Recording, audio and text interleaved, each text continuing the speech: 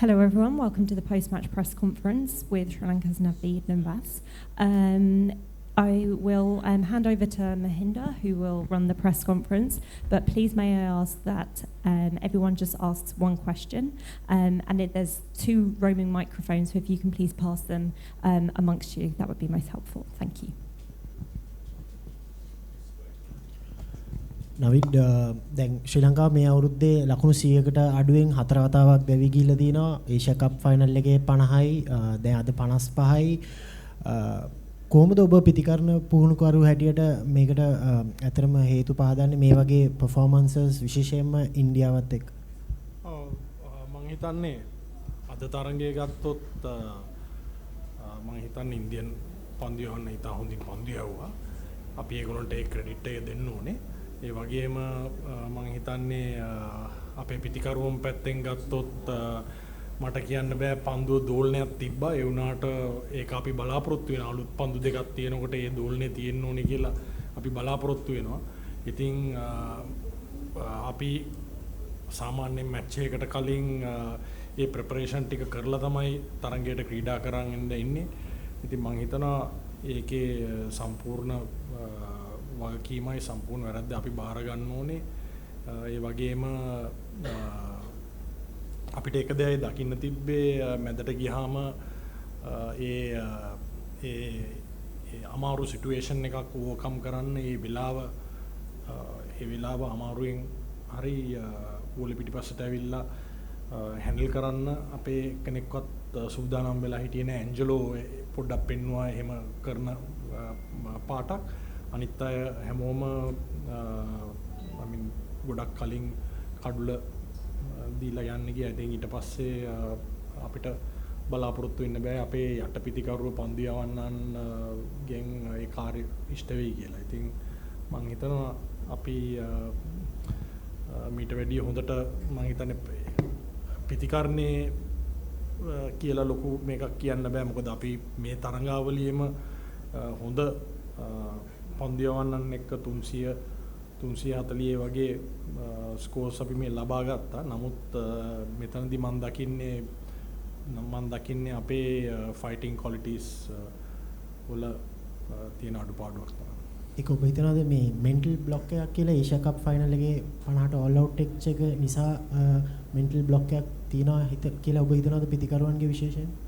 අපි ඒක ගැන කතා කරා. ඒක ගැන කතා කරලා මම හිතුවා අපි ඒක ෆ්ලෂ් කරා කියලා ඊට කලින් ප්ලේයින් ගෲප් එකක් හැටියට අපි ඒගොල්ලොත් එක්ක කතා කරා ඒක ඔළුවෙන් එළියට අයින් කරලා ඉදිරියට තියෙන තරඟ වලට මුහුණ දෙන්න කියලා. ඉතින් මම හිතනවා එහෙම දෙයක් වෙන්නත් පුළුවන් කියලා. මොකද නැත්තම් අපි මේ තරඟාවලිය තුල දැක්කේ නෑ මේ විදිහට අපි පන්දුවට පහර දෙනවා. ඉතින් මේක මේ පළවෙනි වතාව මේ වර්ල්ඩ් කප් එක ඇතුළතදී මම දැක්කේ මේ විදිහට පන්දුවට පහර දෙන එක. නවිඩ් දැන් ඉස්සලා කිව්වා වගේ 100ට අඩුවෙන් අපි 4 පාරක් මේ අවුරුද්දේ විතරක් බෝල් අවුට් වෙලා තියෙනවා. අපි දැන් ඒක ඉන්ස්ටන්ස් එකක් කියලා අපිට ගන්න බෑ. ඒක අපි මේ ඩීප්ලි එක අපි බලන්න ඕනේ.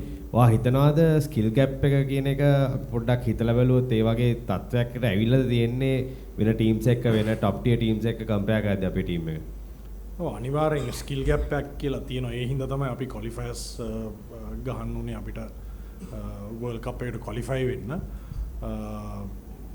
අපි විශේෂයෙන් පළවෙනි টপ ටීම්ස් එක්ක ක්‍රීඩා කරද්දී ඒක අපි පෙන්눔 කරා. ඒ වගේම මම හිතනවා අපේ බැටිං වල අපිට පොඩි අඩුපාඩු තිබ්බා. ඕපනින් බර්ත් එකේ පොඩි ඉෂුව එකක් තිබ්බා. ඒ වගේම නම්බර් 6 නම්බර් 7 වල ඉෂුස් තිබ්බා දිගටම.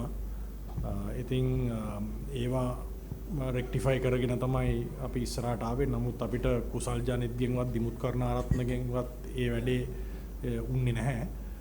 අනිත් අය ලකුණු අතර හිටියා. පැතුම් සදීර කුසල් චරිත අසලංක ලකුණු අතර හිටියා. ඒ වුණාට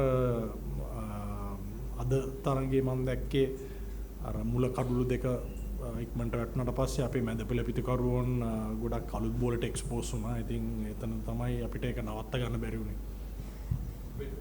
Naveed,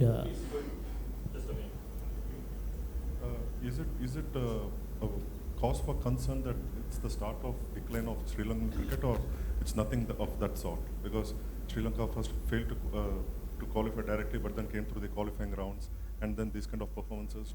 What are we to understand? Well, it's a cause of concern for sure, but I don't see it as the decline of Sri Lanka cricket. We've got a young group of players who's, we've got only few guys who have played over 100 ODIs here in this group as well. So I think it's a rebuilding stage where we are. A couple of new players are still, learning the trade, I would say. So we've have some exciting prospects back home and also in this group, and I hope they'll take every opportunity to learn from the mistakes done and move forward and do well in the future. So that's the only hope that we have. Naveed, ක්‍රීඩකයන්ට හැම පාසුකම්ම දීලා අපි මේ වගේ දිගින් දිගටම දරුණු පරාජයන් ලැබීම ගැන ඔබ මොකද කියන්නේ සහ මේ තත්ත්වයෙන් එන්න අපි මොකක්ද කළ යුත්තේ?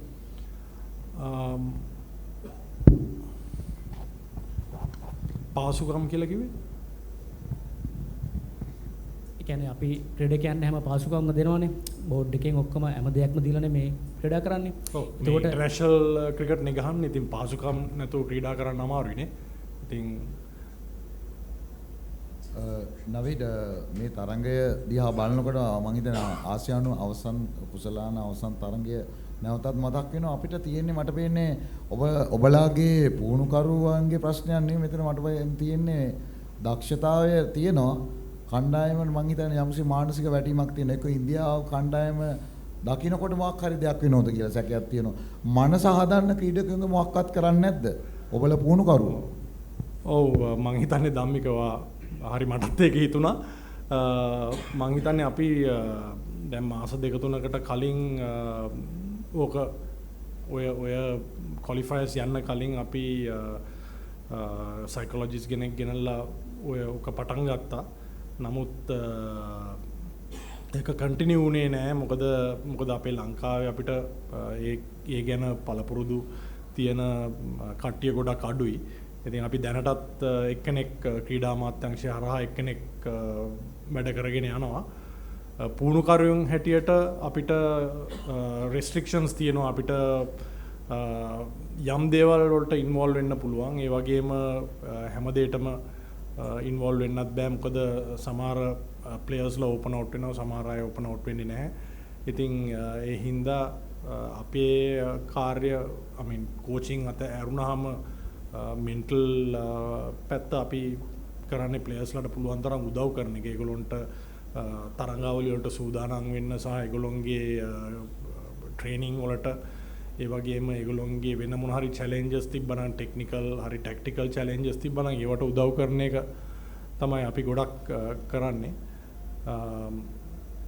මම හිතනවා අපි සයිකොලොජිකල් ෆ්‍රේම්වර්ක් එකක් ටීම් එක ඇතුලේ හදන්න වෙයි කියලා. මොකද මේ වගේ ගැටලුවක් ආව නම් ඒකට මුහුණ දෙන්න. නවීඩ් මේ ඉන්දියාව කණ්ඩායමට ඉන්දියාව කණ්ඩායමට 100ට අඩුවෙන් අවුට් වෙන එක තුන් වෙනි වතාවට තමයි මෙහෙම වෙන්නේ මේ අවුරුද්දේ. මොකක්ද ඒගොල්ලන්ගේ බෝලර්ස්ලා එහෙම කරන්නේ මෙච්චර ලංකා ක්‍රීඩකයන්ට පීඩනයකට දාන්න? අනිත් එක තමයි මෙච්චර පන්දුව දෝලනය වෙනකොට කොයි වගේ දෙයක්ද ප්‍රතිකරවන්න කර යුත්තේ? මෙහෙමයි පන්දුව දෝලනය වෙන එක මම හිතනවා ඒකේ ක්‍රෙඩිට් එක අපි ඉන්දියන් පන්දු යවන්නන්ට දෙන්න ඕනේ. මොකද ඒගොල්ලොන්ගේ ඒ ස්කිල් එක ඒගොල්ලොන්ට තිබ්බ බුම්රා ශාමි ඒ වගේම සිරාජ් ඔය තුන්දෙනාම හොඳ ඒරියාස් වල බෝලේ ඇවිල්ලා දැම්මා. ඒ වගේම පන්දුව දෝලනය කරා. ඒක ඒගොල්ලොන්ගේ ස්කිල් එක. මම හිතන්නේ අපේ ක්‍රීඩකයින් අද තරංගය තුල මම හිතන්නේ ඒ ආපු ප්‍රශ්න වලට හරි උත්තර සැපෙවුවා කියලා. පන්දුවෙන් ඒගොල්ලෝ පන්දු යවන්න ආපු ප්‍රශ්න වලට හරි උත්තර සැපෙවුවා කියලා. ඒ වගේම චැලෙන්ජස් ගත්තේ නැහැ. පන්දුව දෝලනය වෙනකොට කොහොමද මේ බෝලව අපි මෙන්ටලි ඒගොල්ලෝ අපිව අපෙන් ඔන් ටොප් යන එක නවත්තන්නේ කොහොමද කියන එක ගැන අපියට කරන්න බැරුණා. මොකද ඉතා ඉක්මනට කඩළු වැටිච්ච ඉඳන්. Naveed, the World Cup seems to be for Sri Lanka more or less done and dusted. So, what about the two remaining matches? I mean, how are you going to approach them, because we have to finish in the first 7 to qualify for the Champions Trophy. Yeah. So, how important are the remaining matches going to be? I think it's going to be important that we finish above the 8 to qualify for Champions Trophy. So, like they say, I mean, we got to find a factor to motivate the boys and keep them alive, because we had the same issue in June when we played the World Cup qualifiers. So there was no guarantee when we went into Zimbabwe to qualify for the World Cup. We had to, win all our games, and as well we came to the finals to qualify for this tournament. So I guess we've crossed that barrier, and we've got a pretty young team, as I told you before.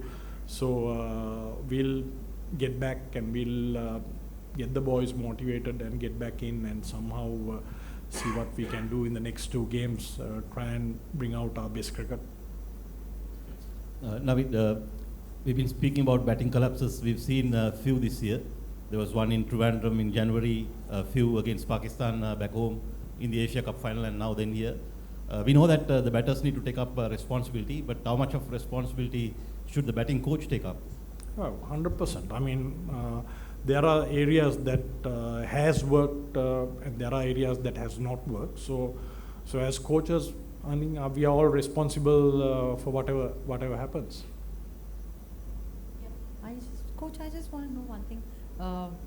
Having seen the Indian bowling up front, both in the Asia Cup final as well as in the World Cup match, what are your thoughts on this? Is this the best bowling combination that you've seen from India ever?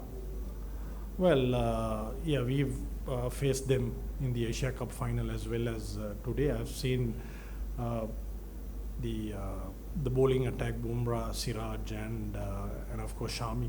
They're very skillful. They always get the batsman to play the ball, and the ball's always attacked on the stumps, and they all can swing the ball both ways. And also we've seen their death over skills as well, the middle as well as the death. So I guess it may be one of the best bowling attacks for India in the recent times. Madhu Shankar's performance, one of the silver lining in the campaign. Yeah, he's been doing really well for the last 1 year or so, since he was graduated from the under-19 into the national team.